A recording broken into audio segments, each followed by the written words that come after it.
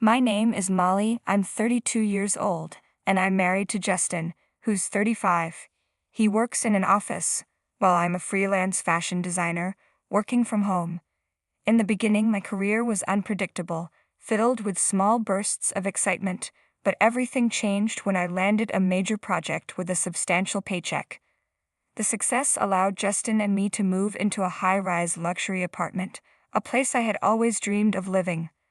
Since it was my idea to move into such an upscale place, I agreed to cover the rent out of my own pocket.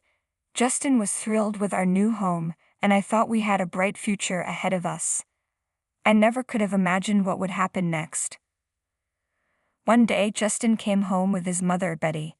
She was 65 years old and had been living alone since her husband passed away 3 years ago. "Hi, Molly." "Hi, Betty. It's been a while. What's going on?" "Well, she wants to live with us," Justin said, clearly uncomfortable. "Why?" I asked, surprised. Justin explained that her house was getting old and she wanted to move to a better place. With limited funds, she asked if she could stay with us for a while. "Oh, I see." I understood the situation, but I wasn't exactly thrilled. Our apartment felt like a cozy haven for the two of us, and I wasn't close to Betty. The thought of having her move in felt like having a stranger in our home. "Please," Justin pleaded, taking my hands. "Her house is falling apart. I'll encourage her to find a new place soon." Okay," I reluctantly agreed, thinking it would only be for a short time. A month later, Betty moved in. "Thank you so much for letting me stay in such a fantastic apartment." "No problem, please make yourself at home," I said, forcing a smile. But just as she settled into her room, she turned to me and asked, "Sorry to dive right in, but may I borrow some money?" "Money?" I replied, stunned. She had barely unpacked her things and she was already asking for a loan. I was taken aback by her straightforwardness. "Right, I've been seeing the doctor a lot lately, and it's been expensive. I just need a little help, please." "How much are you asking for?" "Around $300 for now." Given her age, I figured it was normal to have some health issues and medical bills could easily pile up. "All right," I said, pulling out 6 $50 bills from my purse and handing them to her. Not long after, Justin came to me for advice, his tone uneasy, which made me wonder if it was about Betty again.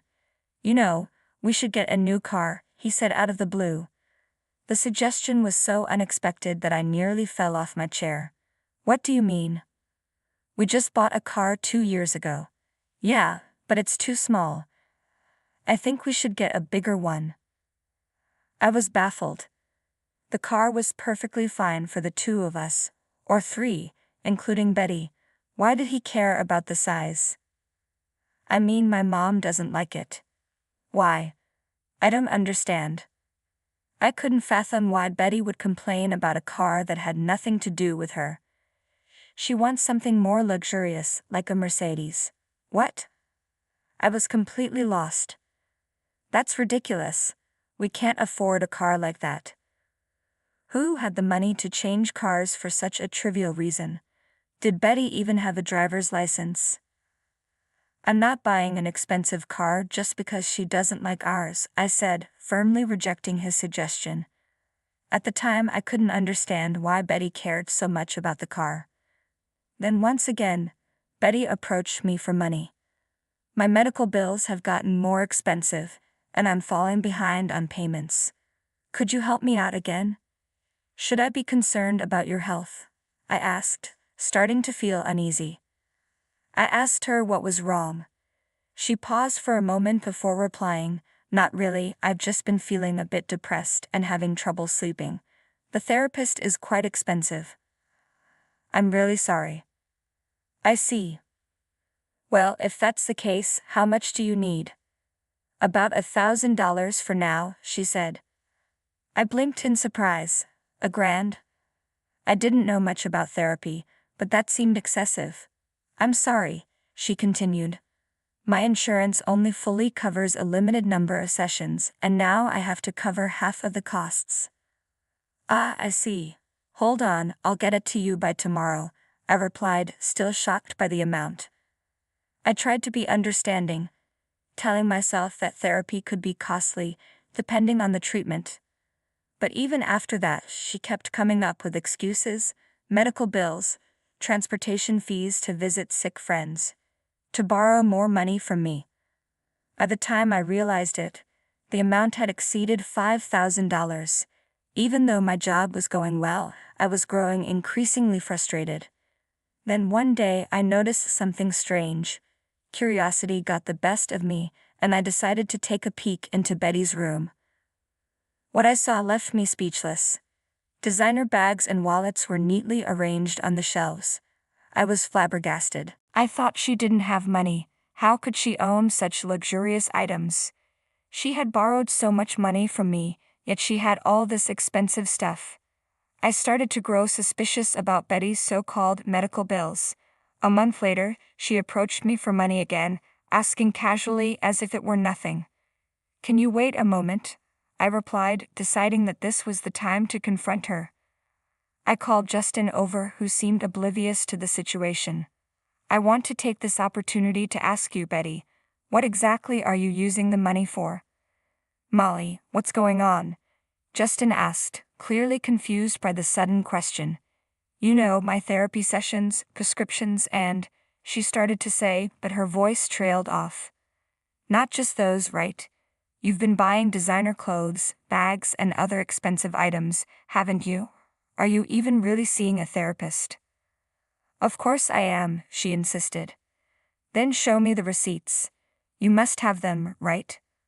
"Well," she stammered, unable to say anything more when I pressed her with such a direct question. It became clear to me that she wasn't spending the money on her well-being, but on something else entirely. "Wait a second, what are you two talking about?" Justin asked, still baffled. "Betty has been squandering the money she borrowed from me," I explained. "It's more than $5,000, you know." Even then, Justin tried to defend her. "You're being too harsh. Can't you talk to her in a nicer way?" He had a soft spot for his mom. In other words, he was a mama's boy. "I don't have any receipts. I was shopping and eating out with my friends," Betty finally confessed. I couldn't believe how relaxed she had seemed despite supposedly having no money, and she hadn't appeared depressed at all. "If it was all a lie, then pay me back right now," I demanded. Betty looked at me with pleading eyes. "Wait, I can't come up with that amount right away." I had reached my limit. I pointed toward her room and said, "You've got all that designer stuff in there. Resell it all. Otherwise, please move out." Justin immediately jumped in to defend her. "Hey, you're being so one-sided. She deserves a little luxury too." "Luxury? I wouldn't call spending money you've borrowed a luxury. More than $5,000 down the drain. It's like a scam." "You're being disrespectful," Justin snapped. "Don't act so arrogant just because you're paying the rent here.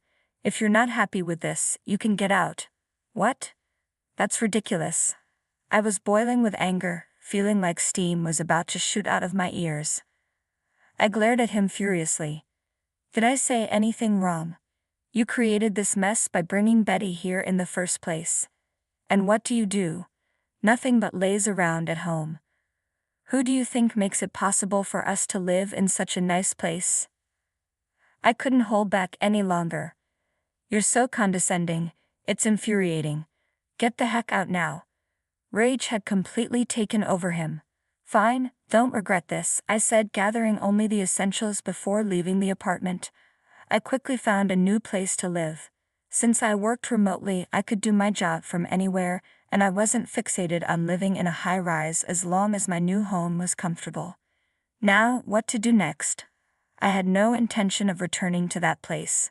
I had been the one paying the rent every month, and I doubted Justin would be interested in taking over. Even if he wanted to, there was no way he could afford it on his salary. My income was far higher than his. I went to consult with the realtor who had helped me before. "I'm finding it difficult to keep up with the rent due to personal reasons," I lied, though I could easily afford it. "I'm sorry to hear that. What would you like to do?"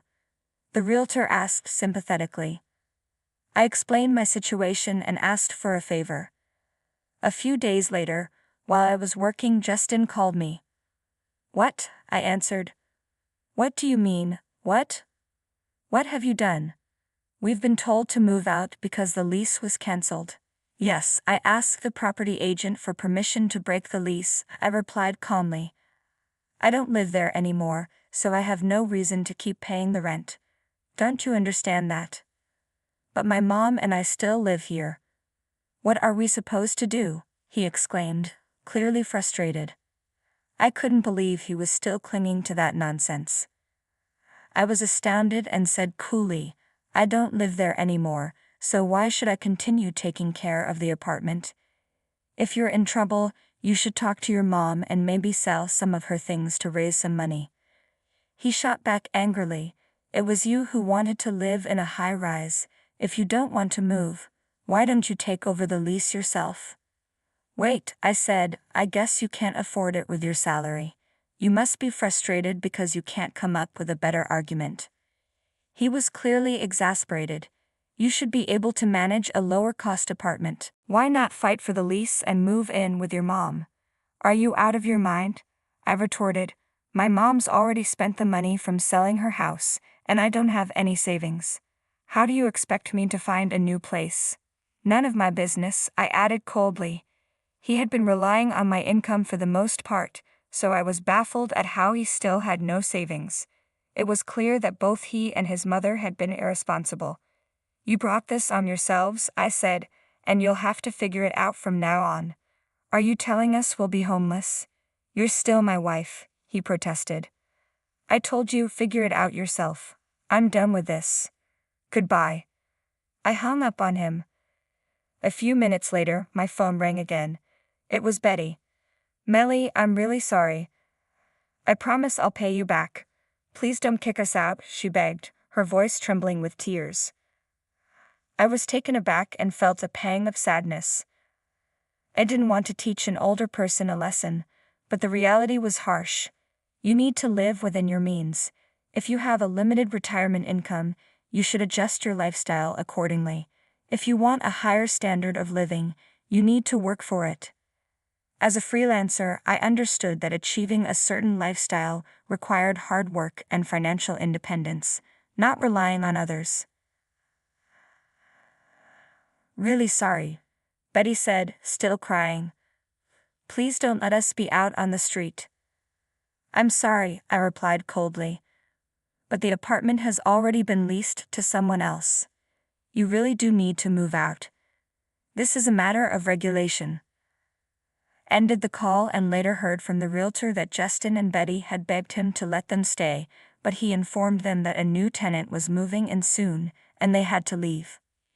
Even if they had stayed, Justin's salary alone would have been consumed by the rent, leaving them unable to afford anything else.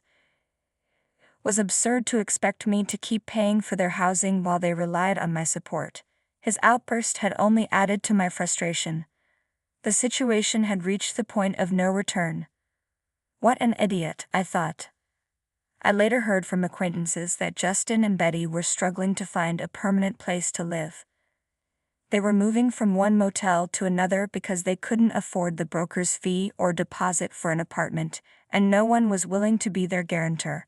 Even if they had used a guarantor service, they still needed to cover the broker's fee and deposit themselves. Betty had only worked for a short period, so her Social Security benefits were minimal. They were even having trouble affording food. They had brought this situation upon themselves. Meanwhile, I had managed to secure another major project and was becoming financially more stable. Reflecting on our marriage, I realized that depending on someone else for financial support or leaving everything to a partner is unsustainable. It only leads to pain when things go wrong. Justin and I had separated for a while and eventually divorced. Our feelings for each other had cooled, and there was no reason to stay married. Now, as strangers, I feel a sense of relief. If I were to marry again, I would be more discerning and take my time to find the right partner. A divorce taught me valuable lessons and gave me a broader perspective on life.